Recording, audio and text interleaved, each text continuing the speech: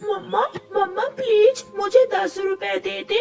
कुकू बेटा, जब देखो आप पैसे मांगते रहते हो। पहले बताओ आप इन पैसों से क्या करोगे? मम्मा हम सब दोस्त मिलकर नई बॉल लेंगे। मम्मा हम सब खेला करेंगे उस बॉल से। ऐसे रो रो कर कुकू अपनी मम्मा से 10 रुपए ले ही लेता है। छोटा मिठू भी अपनी मम्मा से अपने हिस्से के पैसे ले लेता है। दोपहर के बाद चिड़िया का बेटा कुकू, कीकी, छोटा मिठू और बुलबुला सब मिलकर चाचा छमछम की दुकान से अपना फुटबॉल ले लेते हैं। वो सब बहुत खुश थे। अब हम सब दोस्त खुले मैदान में जाकर खेलेंगे, बहुत मजा आएगा। मैं भी देखता हूँ तुम सब कैसे खेलते हो। मैं तुम्हें इस नई बॉल से खेलने नहीं दूंगा। पेड़ के ऊपर बैठा हुआ जग्गू कौवा उन्हें देखकर ऐसे सोचता है। सारे दोस्त मैदान में जाकर खेलने लगते हैं। छोटा मिठू फुटबॉल को किक लगाता है। जैसे ही बॉल थोड़ा दूर जाती है, पीछे से जग्गू कौवा आकर उनका फुटबॉल उठा लेता है। ये मेरा है, ये फुटबॉल अब मेरा है। जग्गू जग्गू दोस्त तुम भी हमारे साथ खेल सकते हो, ऐसा ना करो, हमें खेलने दो। जग्गू हम सब ने पैसे जमा करके ये फुटबॉल लिया है, मगर तुम बिना पैसों के ही हमारे साथ खेल लो। मैं और तुम जैसे कमजोर पक्षियों के साथ खेलो। मेरी मम्मा कहती है तुम जैसे पक्षियों के साथ कौवे नहीं खेलते। जग्गू कौवा बिगड़ा हुआ कौवा था। वो किसी की भी बात नहीं मानता और उनके बॉल उठाकर वहाँ से भाग जाता है। जग्गू अब जल्दी से इसे छुपा दो, वो सब अपनी अपनी माँ को लेकर आ जाएंगे। मम्मा मैं नहीं दूंगा, जो भी आ जाए मैं ये बोला वापस नहीं दूंगा। मैं कौन सा तुझे वापस करने का कह रही हूँ।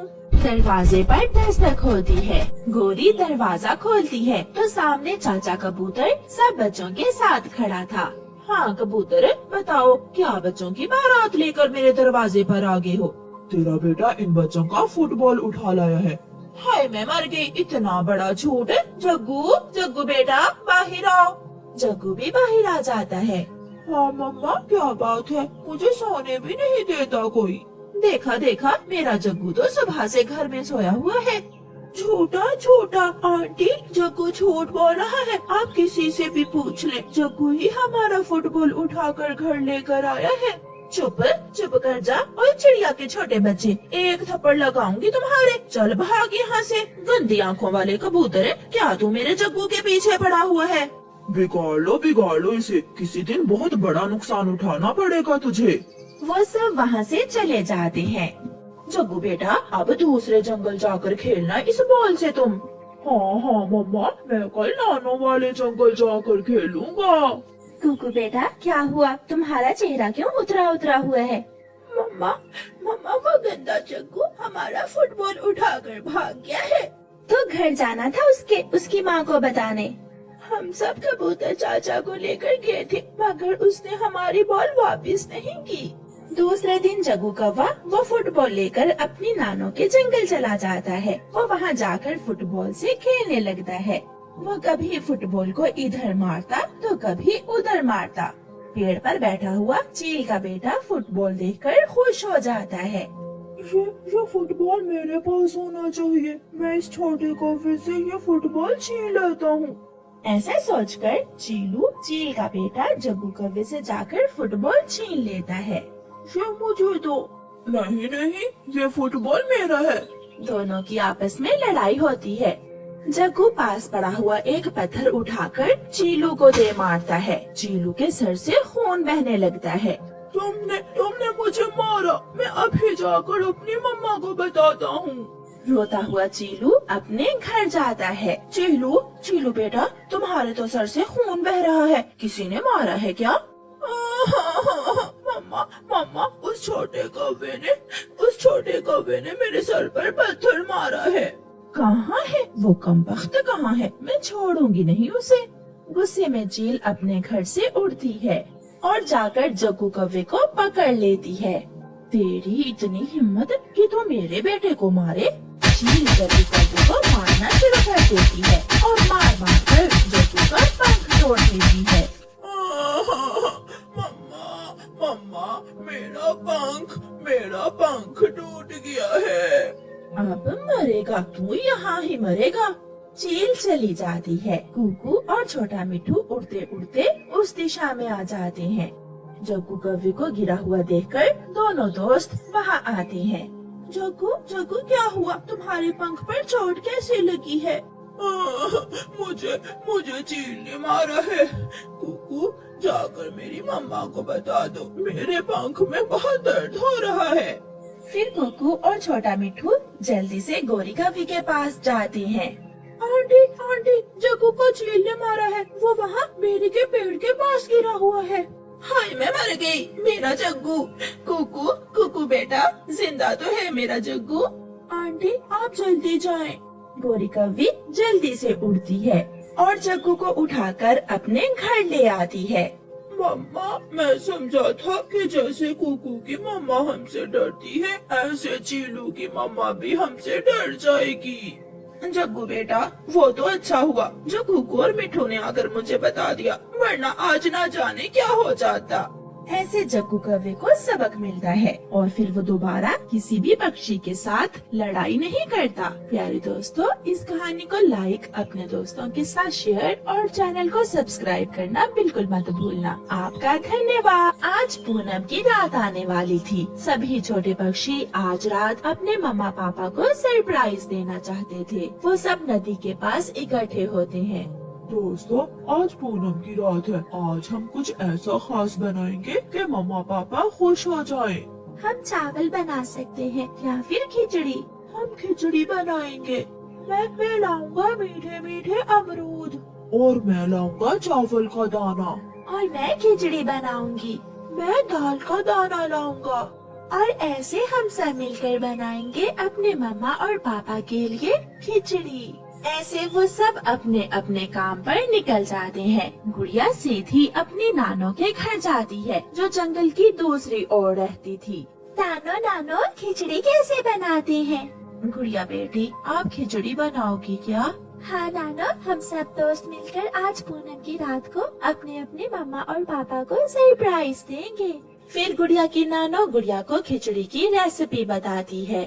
कुकू उड़ता हुआ मैदान में जाता है, मगर मैदान में तो दाल का दाना नहीं था।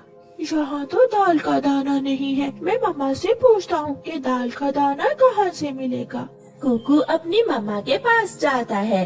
मम्मा मम्मा, दाल का दाना कहाँ से मिलेगा? कुकू बेटा, भूख लगी है तो ये चने का दाना खा लो। नहीं मम्मा, मुझे दाल का दाना चाहिए। प्लीज मुझे बता दे, दाल का दाना कहाँ से मिलेगा? कुकू बेटा, दाल का दाना किसान के खेत से मिलेगा, इंसानों की बस्ती के पास। कुकू अपनी मम्मा की बात सुनकर भाग जाता है।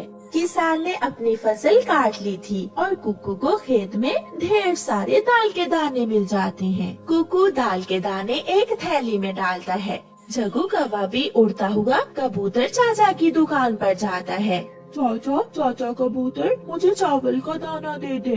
जग्गू बेटा, मेरे पास तो चावल का दाना नहीं है। अगर आपको चावल का दाना लेना है तो आपको पहाड़ों पर झरने के पास जाना होगा। वहाँ से आपको चावल का दाना फ्री में मिल जाएगा। जग्गू झरने की तरफ उड़ता है। छोटा तोता जानता था कि उसे मीठा अमरूद कहाँ से मिलेगा, इसलिए वो सीधा अमरूदों के बाग में जाता है।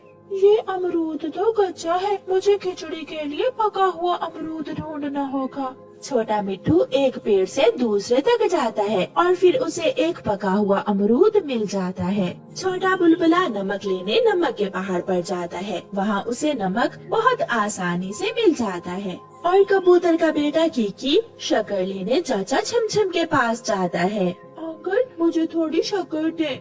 बेटा, अगर तुम मुझे गन्ना ला कर दो तो फिर मैं तुम्हें शक्कर बना कर दे सकता हूँ। मैं अभी गन्ना लेकर आता हूँ। फिर कीकी उड़ता हुआ घने जंगल में बेरी के पेड़ के पास जाता है, जहाँ उसे गन्ने का पौधा दिख जाता है।